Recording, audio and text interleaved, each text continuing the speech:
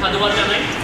আমাদের বৈষম্যবিরোধী ছাত্র আন্দোলনের লক্ষ্মীপুরের যারা শহীদ হয়েছেন এবং সারা বাংলাদেশে যারা শহীদ হয়েছেন, আমরা শহীদদের প্রতি শ্রদ্ধা জ্ঞাপন করি এবং যারা আহত হয়েছেন তাদের সুস্থতা কামনা করি এবং যারা গাজী ভাই আছেন তাদের দীর্ঘায়ু কামনা করি। আমাদের লক্ষ্মীপুরের বৈষম্যবিরোধী ছাত্র আন্দোলনের টোটাল শহীদ হয়েছেন লক্ষ্মীপুরে অবস্থানরত আন্দোলনে অংশগ্রহণরত শহীদ হয়েছেন আপনার 4 জন। আমাদের লক্ষ্মীপুরে স্থায়ী বাসিন্দা হিসেবে টোটাল শহীদ সংখ্যা হচ্ছে কি আপনার 16 জন। 130 জনের উপরে আহত হয়েছেন। আমরা তাদের চিকিৎসা চলমান রয়েছে।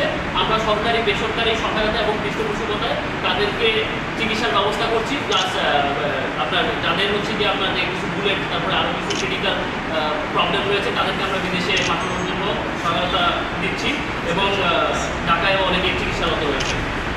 ধন্যবাদ সবাইকে। আমরা আজকে বসেছি হচ্ছে কি আমাদের বৈষম্যবিরোধী ছাত্র আন্দোলনের 5ই আগস্টের পর থেকে যে কার্যক্রমগুলো হয়েছে এই কার্যক্রমগুলোর বিবরণী আপনাদের সামনে উপস্থাপন করার জন্য। 5ই আগস্টের পর বা 5ই আগস্টের বিজয়ের পরপরই হচ্ছে কি আমরা যে কাজটা করছি সেটা হচ্ছে কি সরকারি যে আবাসনগুলো রয়েছে এগুলো পাহারার ব্যবস্থা করেছি। আমরা পাহারাদার জোরদার করেছি। আমরা কয়েকটা টিম গঠন করেছি। তারা হচ্ছে কি সরকারি ডিসি অফিস সহ আরও যে বাসভবনগুলো আছে এগুলো পাহারার ব্যবস্থা করেছি। আর তারপরে হচ্ছে কি যে আপনাদের সংখ্যালঘুদের যে ধর্মীয় উপাসনালয়গুলো রয়েছে এই উপাসনালয়গুলোতে হচ্ছে কি আমরা কয়েকটা টিম রেখেছি। বৈষম্যবিরোধী ছাত্র আন্দোলনের স্টুডেন্ট কোঅর্ডিনেটর, ওরা হচ্ছে কি এটা পাহারার কাজ করেছে। এরপরে হচ্ছে কি ট্রাফিকের কাজ করেছে, যেই মোড়গুলোতে হচ্ছে কি আপনার যানজট বেশি হতো ওগুলোতে হচ্ছে কি ট্রাফিকের কাজ করেছে। এরপরই হচ্ছে কি আমরা বন্যার আভাস পাই। মূলত হচ্ছে কি 20 তারিখ থেকে বন্যার আভাস পাই, বা বন্যার প্রাদুর্ভাবটা লক্ষ্মীপুরে শুরু হয় 22 তারিখ থেকে। 22 তারিখ থেকে হচ্ছে কি আমরা বৈষম্যবিরোধী ছাত্র আন্দোলন লক্ষ্মীপুরের যারা নেতৃবৃন্দ আছেন তারা হচ্ছে কি আপনার নিজ ব্যক্তি উদ্যোগে কাজ শুরু করেন। 25 তারিখ থেকে হচ্ছে কি আমরা সরকারিভাবে কাজ করার উদ্যোগ নিই এবং একটা জয়েন্ট কোঅর্ডিনেশন সেল গঠন করি আর্মি, গভর্নমেন্ট অ্যাডমিনিস্ট্রেশন এবং বৈষম্যবিরোধী ছাত্র আন্দোলনের সমন্বয়ে। এবার হচ্ছে যে আমরা যে হিসাবটা পাই 25 তারিখ বা 26 তারিখের মিটিংয়ে সরকারি হিসাবে দেখানো হয় যে 7.5 লাখ মানুষ পানিবন্দী হয়। যখন আমরা বৈষম্যবিরোধী ছাত্র আন্দোলনের পক্ষ থেকে টিম নিয়ে মাঠে সার্ভে করি তখন আমরা প্রায় 17 লাখ মানুষকে পাই যারা পানিবন্দী অবস্থায় আক্রান্ত বা পানিবন্দী অবস্থায় ছিল। টোটাল আমাদের 5টা উপজেলা হচ্ছে গিয়ে এই বন্যায় মানে কবলিত হয়। এতে মৃত্যু হয় 3 জনের, এর মধ্যে ডুবে মারা যায় 2 জন, ডায়রিয়ায় আক্রান্ত হয়ে মারা যায় এখন পর্যন্ত 1 জন, পানিবাহিত রোগে আক্রান্ত হয় টোটাল 11,134 জন, এর মধ্যে সাপের কামড়ে আপনার আক্রান্ত হয় 319 জন। এদের চিকিৎসাধীন রয়েছে, বেশ কিছু মানুষ সুস্থ হয়েছে, এখনও প্রায় 4 থেকে 4,500-এর মতো মানুষ চিকিৎসাধীন অবস্থায় রয়েছে।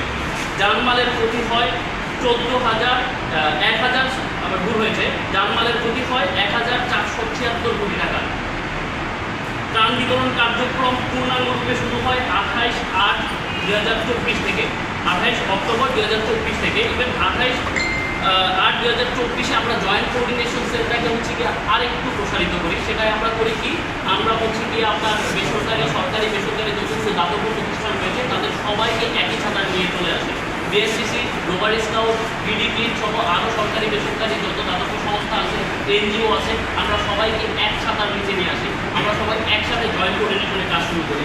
আমরা প্রায় 4.5 লাখেরও বেশি পরিবারকে শুকনো ও রান্না করা সামগ্রী বিতরণ করি। রান্না করা একদম আমাদের এখান থেকে রেডি টু ইট খাবার বিতরণ করা হয় 1.5 লাখ মানুষকে। শিশু খাদ্য বিতরণ করা হয় 25,000-এরও বেশি শিশুকে এবং তাদেরকে আমরা ডায়পার সহ আরও অন্যান্য যে সরঞ্জামাদিগুলো রয়েছে আমরা এগুলো বিতরণ করি। আমরা মেডিকেল ক্যাম্প করি যেসব এলাকায় পানিবাহিত রোগে আক্রান্ত শুরু হয়। এটা শুরু করি আমরা 5/9/2024 থেকে। এই পর্যন্ত আমরা আমাদের সহায়তায় 48টি মেডিকেল ক্যাম্প করি। 48টি মেডিকেল ক্যাম্পে চিকিৎসা সহায়তা দেওয়া হয় প্রায় 48,000-এরও বেশি মানুষ। এক দিনে 1,000 থেকে 15,000-1500 বেশি মানুষ এক একটি ক্যাম্পে উপস্থিত হয়। এর পাশাপাশি এই ত্রাণ এবং হচ্ছে গিয়ে ত্রাণ বিতরণ এবং উদ্ধার কার্যক্রমের পাশাপাশি আমরা যেটা করি সেটা হচ্ছে গিয়ে আপনার জলবদ্ধতা নিরসনে আমরা কাজ করি। আপনারা জানেন যে লক্ষ্মীপুরে বন্যাটা আসলে মানে আপনার বলা যায় অনেকটা হচ্ছে গিয়ে কৃত্রিম। বন্যার পানি আসার পর এই মানবসৃষ্ট বন্যা বলা যায় এটাকে, কারণ ছিল বন্যার পানি আসার পর পানি নামে নাই। এখন পর্যন্ত লক্ষ্মীপুরের 4টা উপজেলায় পানি নামে নাই।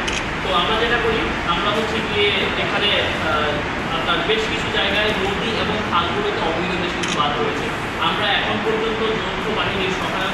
গভর্নমেন্ট অ্যাডমিনিস্ট্রেশনের সহায়তায় 18টি অবৈধ বাঁধ অপসারণ করা হয় এবং আমরা এই পর্যন্ত সার্ভে করে প্রায় 273টি বাঁধের অবস্থান পাই, যেগুলো সবগুলো হচ্ছে কি আপনার অবৈধ। তো আমরা বিডি গ্রিনের সহায়তা নিচ্ছি এবং জয়েন্ট কোঅর্ডিনেশনের যতগুলো সরকারি বেসরকারি প্রতিষ্ঠান রয়েছে তাদের সহায়তায় আমরা আগামী 7 কর্মদিবসের মধ্যে একটি আপনার অভিযান পরিচালনা করবো, তাতে এই সমস্ত যত ধরনের অবৈধ বাঁধ রয়েছে এবং আপনার আরও যা কিছু রয়েছে আমরা এগুলো সবগুলো পরিষ্কার করে খাল এবং নদী নালা এগুলো সবগুলো হচ্ছে কি পানি অপসারণের উপযোগী করে দেবো। এর মধ্যে উল্লেখযোগ্য রয়েছে ওয়াবদা খাল, রহমতখালী খাল, বুলিয়া নদী এবং ডাকাতিয়া নদী। এরপর হচ্ছে কি আমরা আরও বেশ কিছু কার্যক্রম শুরু করি, নতুন কার্যক্রম হাতে নেই। এর মধ্যে হচ্ছে কি আমরা একটা কমিশন গঠন করি, fact finding commission. Fact finding কমিশনের কাজ হচ্ছে গিয়ে যখন হচ্ছে গিয়ে আপনার আমাদের প্রশাসনিক কার্যক্রমগুলো স্থবির হয়ে পড়ে, তখন ফ্যাক্ট ফাইন্ডিং কমিশন হচ্ছে গিয়ে মানুষের যে অভিযোগ এবং সমস্যাগুলো নিয়ে আসে এইগুলো হচ্ছে গিয়ে আমরা তথ্য সংগ্রহ করি। তথ্য সংগ্রহ করে কমিশনের যতটুকু সক্রিয়তা আছে ততটুকু প্লাস আর্মির সহায়তা নিয়ে ওই সমস্যাগুলো সমাধানের কাজ করছি। ইভেন এই ফ্যাক্ট ফাইন্ডিং কমিশন আপনার হচ্ছে গিয়ে বৈষম্য বিরোধী ছাত্র আন্দোলনের সময় যে আক্রমণের শিকার হয় এবং গুম হত্যার শিকার হয় ওই তথ্যগুলো সংগ্রহ করছে, সংরক্ষণ করছে, ভিডিও ধারণ করছে। এইগুলো সংগ্রহ করে তারা হচ্ছে গিয়ে আপনার আইন শৃঙ্খলা বাহিনীর কাছে জমা দিচ্ছে, যাতে করে এদেরকে আইনের আওতায় আনা যায়। এর পাশাপাশি আমরা পূজা মনিটরিং টিম গঠন করেছি। অলরেডি একটা টিম কাজ করছে হচ্ছে গিয়ে আপনার যারা পূজার যে আপনার কী বলে তারা যে মূর্তিগুলো বানাচ্ছে এই মূর্তিগুলো পাহারায় কাজ করছে এবং পূর্ণাঙ্গ কমিটি পূজা শুরু হওয়ার সাথে সাথে সিকিউরিটি প্লাস মনিটরিং